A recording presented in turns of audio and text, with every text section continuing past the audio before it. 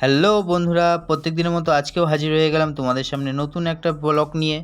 জানি না কেমন হয়েছে, আসলে ট্রেনে করে যাচ্ছিলাম, যাওয়ার সময় দেখি গঙ্গার পাড় দিয়ে ট্রেন লাইন, সেখান দিয়ে যাচ্ছিলাম, খুব সুন্দর একটা মনোরম পরিবেশ।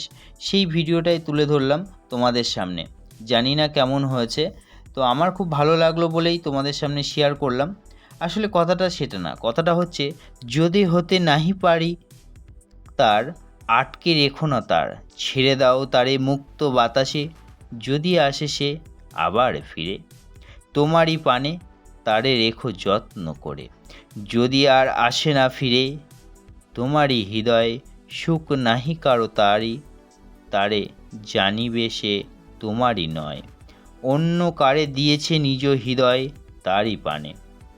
হ্যাঁ, ঠিক সেরকমই, খুব সুন্দর একটা পরিবেশ। আসলে হাসি কি সবসময় দুঃখের অনুভূতি বোঝায়? কখনোই না।